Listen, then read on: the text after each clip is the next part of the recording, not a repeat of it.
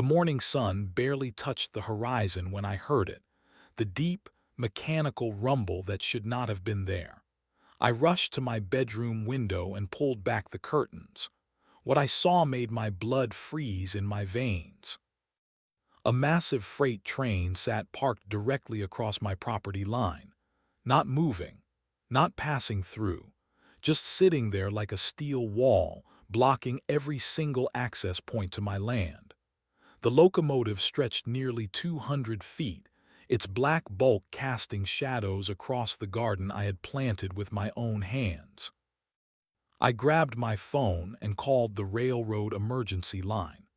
The operator listened to my frantic explanation and then said something that changed everything. "Sir, that train is parked there by legal request. You need to contact your homeowners association." That was the moment I realized this was not an accident. This was war. 3 months earlier, I thought I had found paradise. After years of saving every penny, I finally purchased my dream property. 5 acres of rolling hills, mature oak trees, and a small creek that ran along the eastern border. The house was modest but perfect for my needs, and the neighborhood seemed peaceful and welcoming. The real estate agent mentioned there was a homeowners association, but she made it sound like a simple formality. They just maintain the common areas and make sure everyone keeps their properties nice, she said with a smile. I signed the papers without reading every detail of the covenants. That was my first mistake. The HOA president, Margaret Thornfield, introduced herself the day I moved in. She was a woman in her 60s with silver hair pulled back in a tight bun and eyes that seemed to catalog every imperfection. She carried a clipboard and spoke in the clipped tones of someone accustomed to being obeyed. "Welcome to Willowbrook Estates," she said, though her smile never reached her eyes. "I trust you have reviewed all of our community guidelines. We maintain very high standards here." I nodded politely, still focused on directing the moving truck. "Of course, I am looking forward to being part of the community." She handed me a thick binder filled with rules and regulations. "These are our current policies. Please review them carefully. Violations can result in fines, liens, or legal action." The binder was over 200 pages long. I thanked her and set it aside, planning to read it later. That was my second mistake. For the first few weeks, everything seemed normal. I spent my days unpacking, setting up my home office, and exploring the property. The land was even more beautiful than I had imagined. There were hiking trails through the woods, a small pond where deer came to drink, and wide open spaces perfect for the organic garden I planned to start. It was during one of these walks that I discovered the railroad tracks. They ran along the northern edge of my property, mostly hidden by trees and overgrown vegetation. According to the property survey, the tracks were on an old easement that dated back to the 1950s. The railroad company had the right to use the tracks, but they had not been active for over a decade. I called the railroad company to ask about the easement. The customer service representative checked their records and confirmed that the tracks were dormant. "No scheduled traffic on that line," she said. "Has not been used for freight in over 10 years." I felt relieved. The tracks were so overgrown that they looked more like a hiking trail than a railway. I even considered incorporating them into my garden design, perhaps building a small bridge over them for aesthetic purposes. That weekend, I decided to host a small barbecue for my new neighbors. I wanted to introduce myself properly and start building the kind of community relationships that make a neighborhood special. I invited everyone on my street and prepared hamburgers, hot dogs, and homemade potato salad. Margaret Thornfield arrived exactly at the time stated on the invitation. She walked through my backyard with the same cataloging gaze she had shown during our first meeting. She examined my garden beds, my patio furniture, and even the way I had arranged my outdoor decorations. "You have a lovely property," she said, but her tone suggested she was making notes rather than giving compliments. "I noticed you have made some modifications to the landscaping. Did you submit those for approval?" I paused in the middle of flipping burgers. "Approval? It is just a small vegetable garden." Her expression hardened slightly. "All exterior modifications must be approved by the Architectural Review Committee. That includes gardens, landscaping changes, and any structures. You will need to submit detailed plans for review." I felt a small flutter of annoyance but tried to keep my voice friendly. "I am sure we can work something out. It is just tomatoes and herbs." Margaret made a note on her clipboard. "I will send you the proper forms. Please complete them within 10 days to avoid any penalties."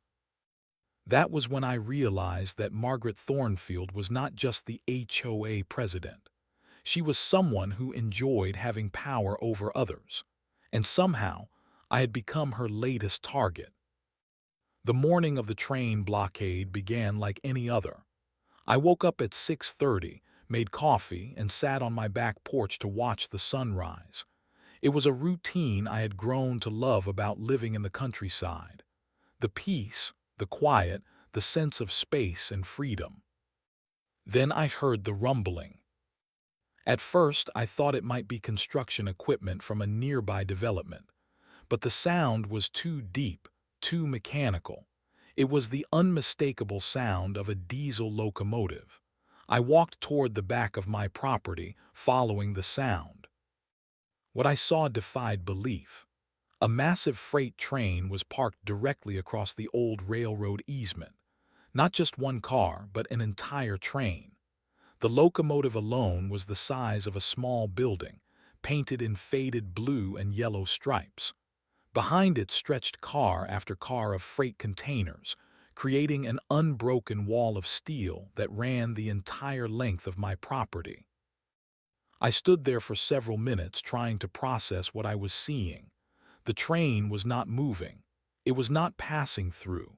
It was simply sitting there, blocking every access point to the back half of my land. The garden I had been planning, the hiking trails, the pond where deer came to drink. All of it was now cut off by this industrial monster. I called the railroad company immediately. The customer service representative sounded confused when I explained the situation. She put me on hold for nearly 20 minutes while she checked with various departments. "Sir, I show that train 447 is parked on that easement by legal request," she finally said. "The parking permit was filed 3 days ago." Legal request from who? The request came from the Willowbrook Estates Homeowners Association. They cited safety concerns and requested that we park inactive rolling stock on the easement for an indefinite period. I felt my chest tighten. Safety concerns? What safety concerns? "I do not have those details, sir. You would need to contact the Homeowners Association directly." I hung up and immediately called Margaret Thornfield. She answered on the first ring, as if she had been waiting for my call. "Margaret, there is a train parked across my property. The railroad company says you requested it." Her voice was perfectly calm, almost cheerful. "Yes, the Architectural Review Committee determined that your unauthorized landscaping posed safety risks. Until you comply with our regulations, we felt it was necessary to restrict access to that area." I could barely believe what I was hearing. "You parked a train on my property because of a vegetable garden." "The train is on railroad property, not yours. We simply requested that they utilize the easement for equipment storage. It is perfectly legal." "Margaret, this is insane. You cannot just block access to my land because you do not like my tomatoes." "I can and I have," she said, and I could hear the satisfaction in her voice. The safety of our community is my primary concern. When you submit proper plans and receive approval for your landscaping, we can discuss having the train moved. I felt something break inside me. This was not about safety or community standards. This was about power. Margaret Thornfield had found a way to hurt me, and she was enjoying every moment of it. "You cannot do this," I said, my voice rising. "I have property rights. I have access rights." "You have the rights that are outlined in your homeowners association agreement," she replied coolly. "I suggest you review that document carefully. Good day." She hung up before I could respond. I spent the rest of the morning walking the perimeter of my property, looking for any way to access the back section. The train was positioned perfectly to block every possible route. Whoever had planned this knew exactly what they were doing. I called a local attorney who specialized in property law. He listened to my story with growing disbelief. "They parked a train on your property?" he asked. "On the easement that runs through my property, but it effectively blocks all access to half my land." He was quiet for a long moment. "This is unusual. I have never seen an HOA use railroad regulations as a weapon before. It is creative, I will give them that." "Can they do this legally?" "That depends on the specific language in your HOA agreement and the terms of the railroad easement. I would need to review all the documents, but I have to warn you, fighting an HOA can be expensive and time-consuming. They have resources and legal backing that most homeowners cannot match." I looked out my kitchen window at the train. It sat there like a sleeping dragon, massive and immovable. In the distance, I could see Margaret Thornfield walking her small dog past my front gate. She paused to look at my house, made a note on her clipboard, and continued walking. That was when I realized this was not just about my garden or my property. This was about control. Margaret Thornfield had declared war on me, and she intended to win.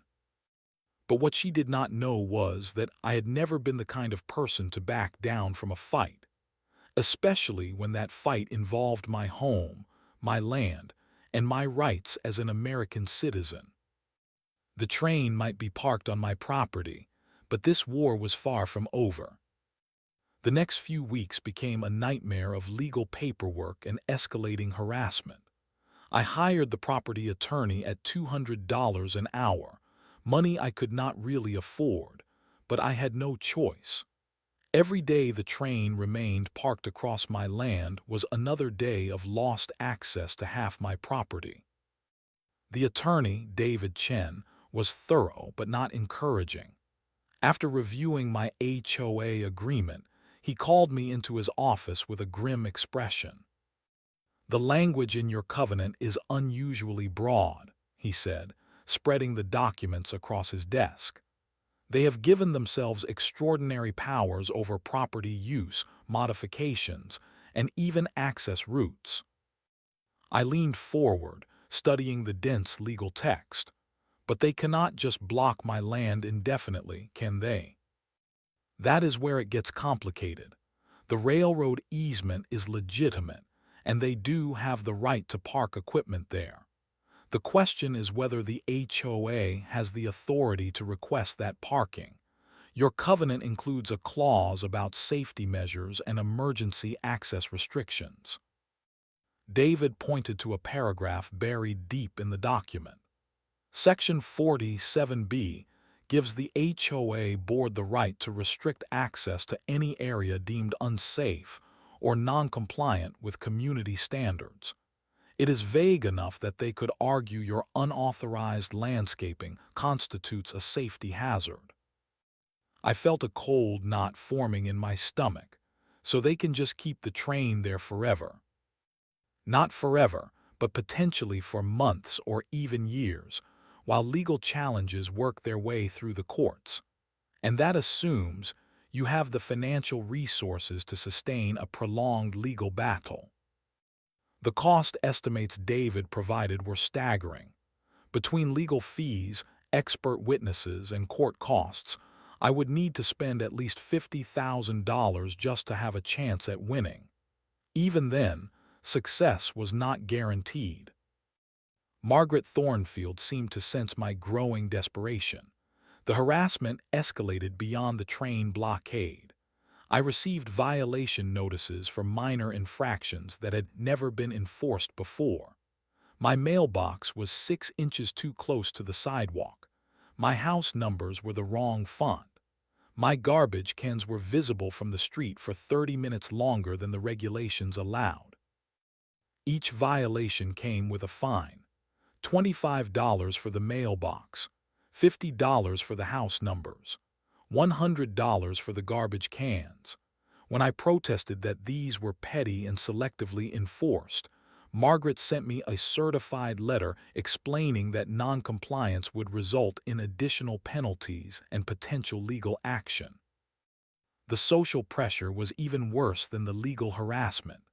Margaret had been president of the HOA for over a decade, and she had cultivated a network of loyal supporters who followed her lead without question. At the grocery store, former neighbors would turn away when they saw me. At the post office, conversations would stop when I walked in. Mrs. Patterson, an elderly woman who lived 3 houses down, pulled me aside one afternoon as I was checking my mail. "I am sorry about what is happening to you," she whispered, glancing around nervously. "Margaret has gone too far this time, but nobody wants to cross her. She has too much power." "What do you mean?" I asked. "She has files on everyone: property violations, personal information, financial records. She knows how to hurt people, and she is not afraid to use that knowledge." Mrs. Patterson hurried away before I could ask more questions, but her words stayed with me. Margaret Thornfield was not just an overzealous HOA president. She was someone who had weaponized the homeowners association for personal vendettas. That night, I sat in my kitchen staring at the train through my window. It had been there for 3 weeks now, and I was beginning to doubt I would ever get my land back. The legal system seemed designed to protect those with money and power, not ordinary homeowners trying to defend their rights. But as I sat there in the darkness, something occurred to me. Margaret Thornfield was using the legal system against me, but legal systems worked both ways. If she could use regulations and technicalities as weapons, then maybe I could do the same thing. I opened my laptop and began researching. Not just HOA law, but corporate law, property law, and regulatory compliance. If Margaret wanted to play legal games, then I would learn to play them better than she ever could. The war was far from over. In fact, it was just beginning. What started as a desperate search for legal loopholes became an obsession. I spent every free moment researching HOA regulations, corporate law, and property rights. My dining room table disappeared under stacks of legal documents, printed court cases, and regulatory manuals. The deeper I dug, the more I realized that Margaret Thornfield had made a fundamental error. She had assumed I would be intimidated by legal complexity and give up. Instead, I was learning to speak her language fluently. I started with the basics of HOA incorporation. Every homeowners association is technically a corporation, subject to state corporate law and regulatory oversight. I pulled the incorporation documents for Willowbrook Estates from the state database. What I found was interesting. The HOA had been incorporated in 1987, but there were irregularities in the paperwork.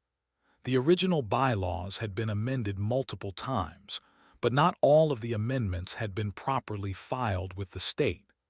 Some of the changes Margaret had made to increase her own power were legally questionable. I also discovered that the HOA was supposed to hold annual meetings where homeowners could vote on board members and major policy changes. According to the corporate filings, these meetings had not been held in over 5 years. Instead, Margaret had been renewing her own position through a series of proxy votes and technicalities. But the most significant discovery came when I started researching the railroad easement itself. The easement dated back to 1953, when the original developer had granted the railroad company the right to run freight trains through the property. However, the easement had specific limitations. It was only valid as long as the railroad was actively using the tracks for regular freight service. I called the railroad company again, this time armed with better questions. After being transferred between multiple departments, I finally reached a supervisor who could access the historical records. "That line has been dormant since 2012, he confirmed. "We have not run regular freight service on those tracks in over a decade." "But the easement is still valid." "Well, that depends on the specific language in the original agreement. If the easement was tied to active freight service, then it might have expired when we stopped using the line." I felt my pulse quicken. Where would I find the original easement agreement? "You would need to check with the county recorder's office. All easements are recorded with the property deeds." I drove to the county courthouse the next morning. The clerk helped me locate the original easement agreement filed in 1953. The language was typical for that era, formal, detailed, and very specific about the terms of use. The key phrase was buried in paragraph 3. "This easement shall remain in effect only so long as the railroad maintains regular freight service on the designated route, defined as not less than 12 freight movements per calendar year." I had them. The railroad had not run 12 freight movements per year since 2012. According to the original agreement, the easement had expired years ago. The railroad company had no legal right to park equipment on the tracks, and the HOA had no legal authority to request that they do so. But I did not stop there. I kept digging into the HOA's corporate structure, looking for other vulnerabilities. What I found was even more damaging than the railroad issue. Margaret Thornfield had been using her position to enrich herself and her allies. The HOA had contracted with a landscaping company owned by her son for maintenance work. The legal services were provided by a law firm where her brother was a partner. The property management fees were paid to a company that listed Margaret as a board member. These conflicts of interest were not just ethically questionable. They were violations of state nonprofit corporation law. The HOA was supposed to operate for the benefit of all homeowners, not as a personal profit center for the board members. I also found other homeowners who had been targeted by Margaret's enforcement campaigns. Mrs. Chen had been fined repeatedly for her vegetable garden. Mr. Rodriguez had been forced to remove a children's play set because it was not pre-approved. The Thompsons had been hit with thousands of dollars in fines for painting their house a color that was allegedly not on the approved list. Each of these homeowners had either paid the fines or moved away rather than fight. Margaret had counted on that pattern of compliance to maintain her power, but she had finally targeted someone who was willing to fight back. As I sat in my home office late one night, surrounded by legal documents and case law, I realized I had found something much bigger than just a defense against the train blockade. I had found a way to challenge the entire system that Margaret Thornfield had built. The HOA was not just violating my property rights. It was operating outside the bounds of legal authority, engaging in conflicts of interest, and systematically abusing its power over the entire community. And I had the documentation to prove it. Armed with evidence of the HOA's legal vulnerabilities, I began reaching out to other homeowners who had been targeted by Margaret's enforcement campaigns. What I discovered was a community living in fear, too intimidated to speak up but desperate for someone to challenge the system. Mrs. Chen was the first person I approached. She had been fighting the HOA for months over her small vegetable garden, similar to mine. When I knocked on her door with copies of my research, she initially refused to even discuss the situation.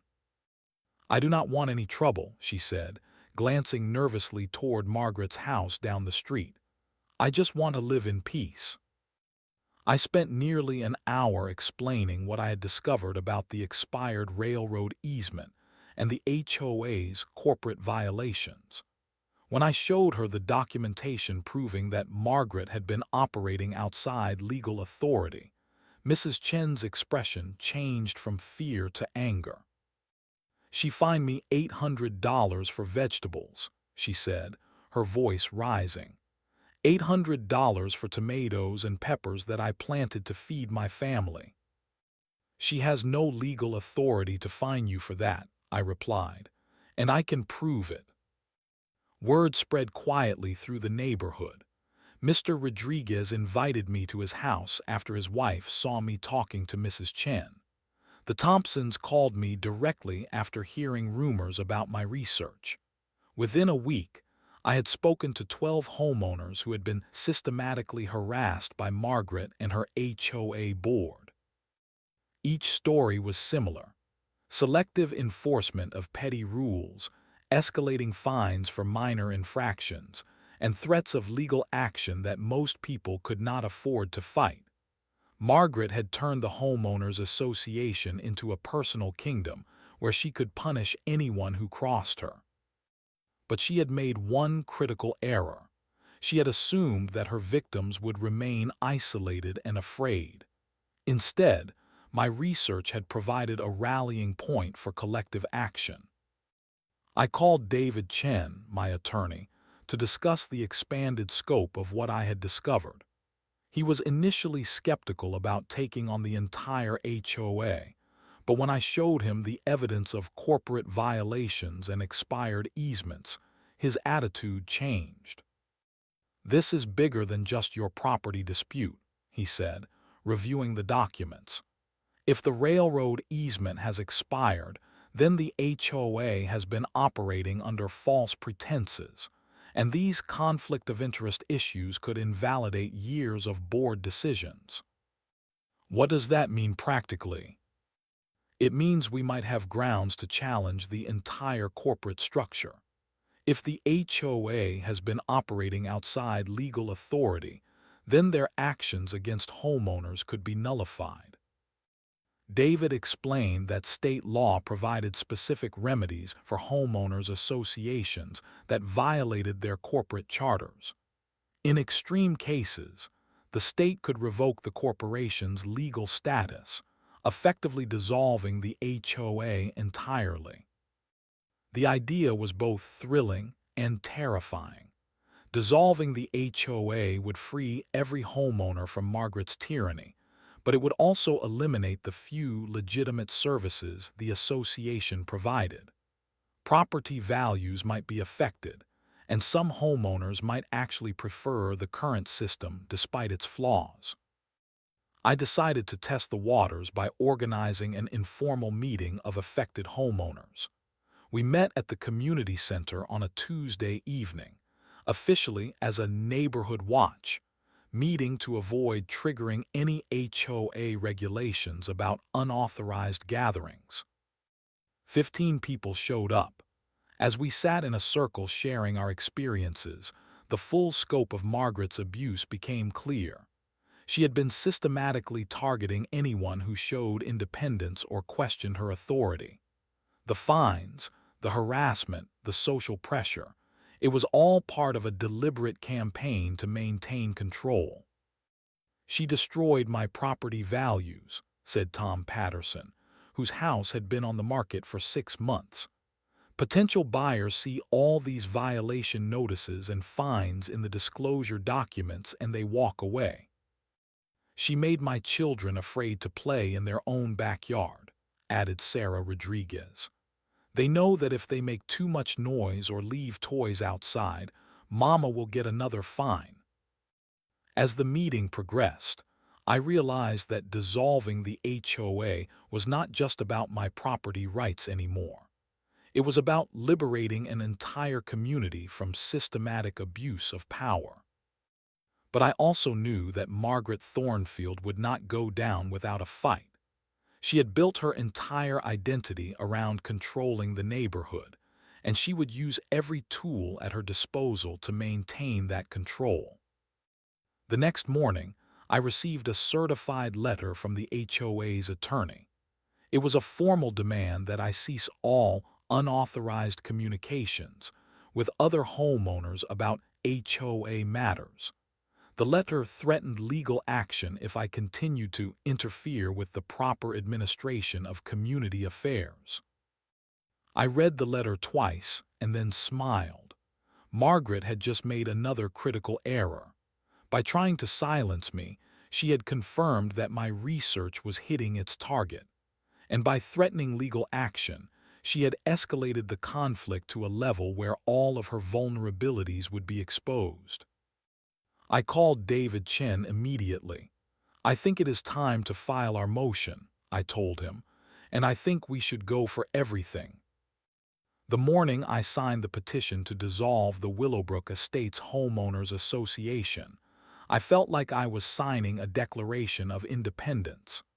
The document was simple, just 3 pages of legal language, but it represented months of research, investigation, and careful preparation. David Chen had spent weeks preparing the filing.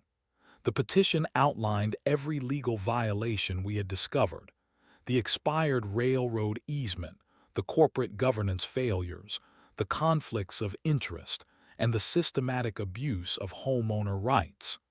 It was a comprehensive indictment of Margaret's entire operation. "Once we file this with the state, there is no going back," David warned me. "The HOA will throw everything they have at us. Margaret will fight this with every resource at her disposal." I thought about the train still parked across my property, the harassment I had endured, and the fear I had seen in my neighbor's eyes. "Good," I said. "I am ready for that fight." The petition required signatures from at least 30% of the homeowners in the association. Thanks to my quiet campaign over the previous weeks, I had signatures from 42% of the affected properties. People who had been afraid to speak up individually were willing to act collectively. We filed the petition on a Thursday morning at the State Corporate Commission office. The clerk processed it as a routine business matter, but I knew it would trigger a legal earthquake that would shake the entire community. The immediate effects were dramatic. State law required that once a dissolution petition was filed, the HOA board had to suspend all enforcement actions pending the outcome of the investigation. That meant no more fines, no more violation notices, and no more harassment of homeowners.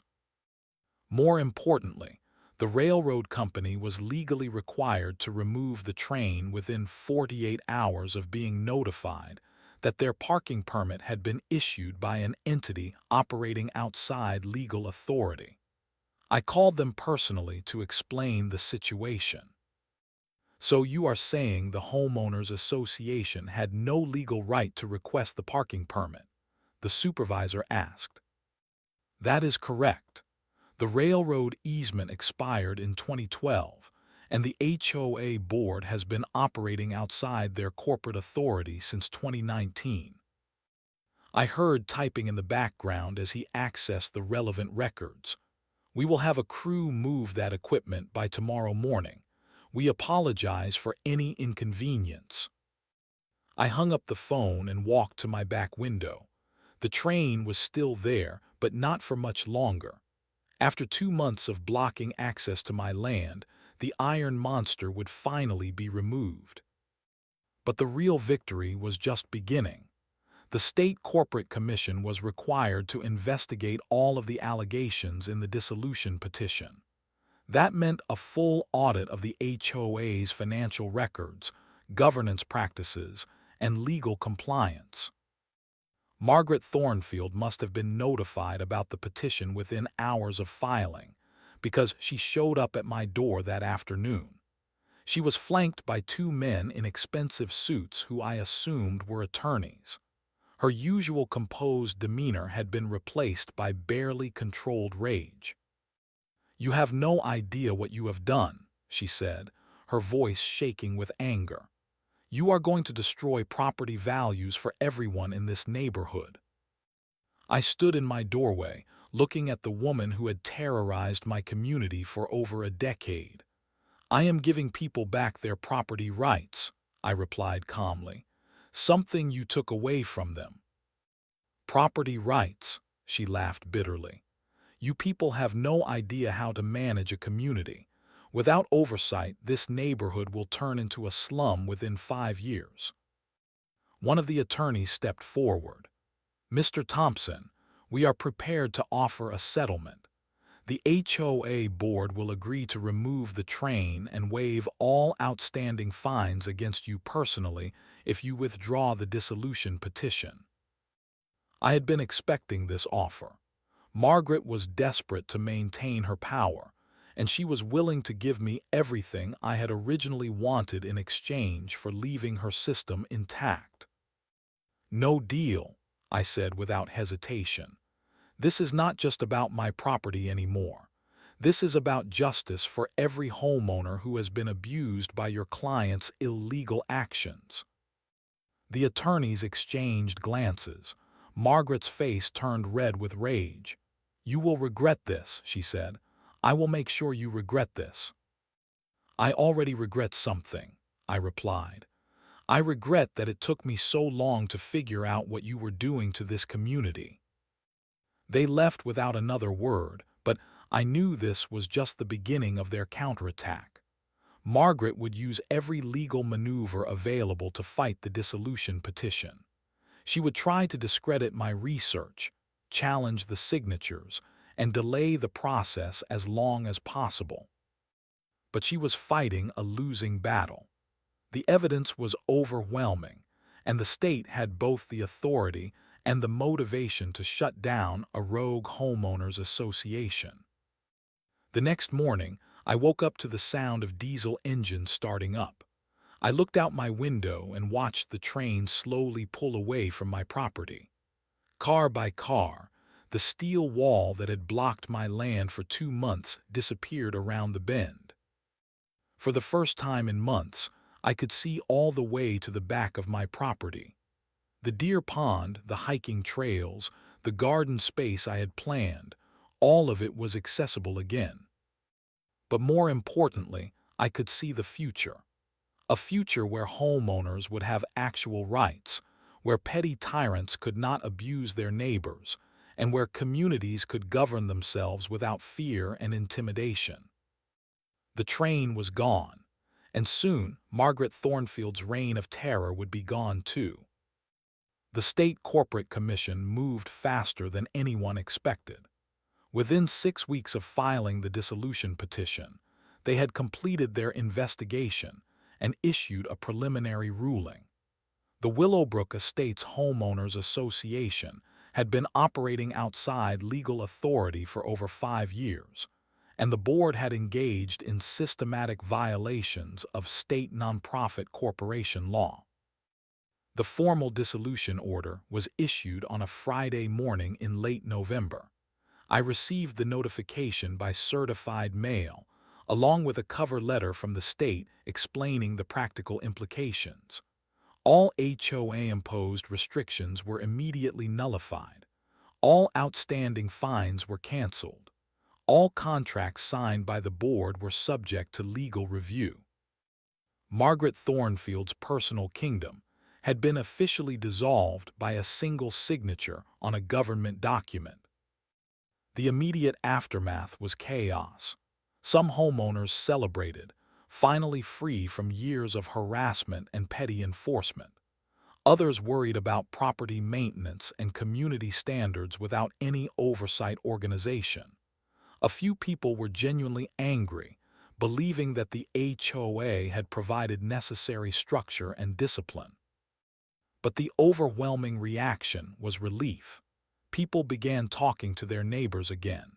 Children played in yards without fear of violation notices. Homeowners made improvements to their properties based on their own preferences rather than arbitrary regulations. Mrs. Chen expanded her vegetable garden and started sharing fresh produce with neighbors. Mr. Rodriguez rebuilt his children's play set, bigger and better than before.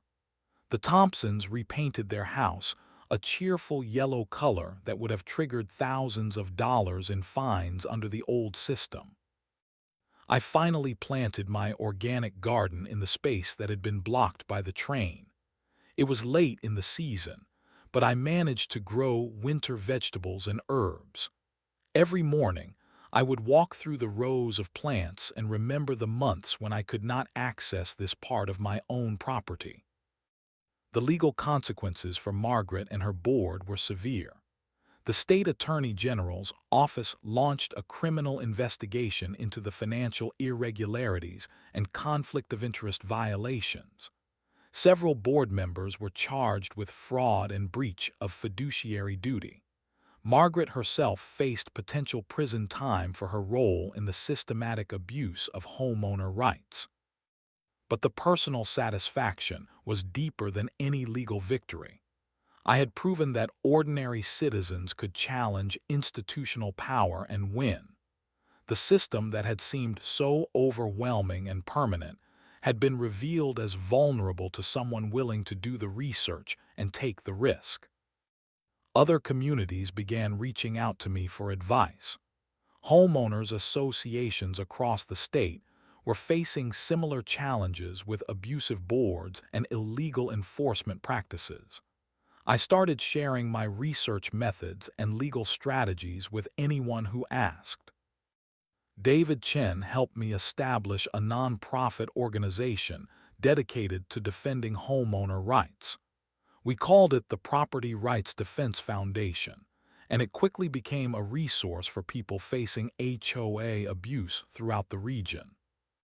The railroad company removed the old tracks entirely, selling the steel for scrap and returning the land to its natural state. Where the train had once blocked my property, wildflowers now grew in the spring. The deer returned to drink from the pond, and birds nested in the trees that had been cleared for the railway decades earlier. On quiet evenings, I would walk through my property and remember the morning when I first saw that train. The anger, the frustration, the feeling of helplessness when faced with institutional power that seemed unbeatable. It felt like another lifetime. Margaret Thornfield moved away from the neighborhood before her trial began. Someone told me she had relocated to a retirement community in Florida. I hoped she would find a way to live peacefully without the need to control and dominate others. The empty lots where the HOA office had been located were converted into a small community park. Children played where violation notices had once been printed. Families gathered for picnics where board meetings had once plotted new ways to harass homeowners. It was a perfect symbol of what we had accomplished. Power had been returned to the people, and the community was stronger for it. Sometimes the biggest victories start with the smallest acts of resistance. In my case, it started with a simple refusal to accept that a train could be parked on my property indefinitely. That refusal led to research, which led to organization, which led to legal action, which led to justice. The American dream is not just about owning property. It is about having the right to enjoy that property without interference from petty tyrants who mistake authority for leadership. I had defended that dream, not just for myself, but for an entire community. and that made every moment of the struggle worth it.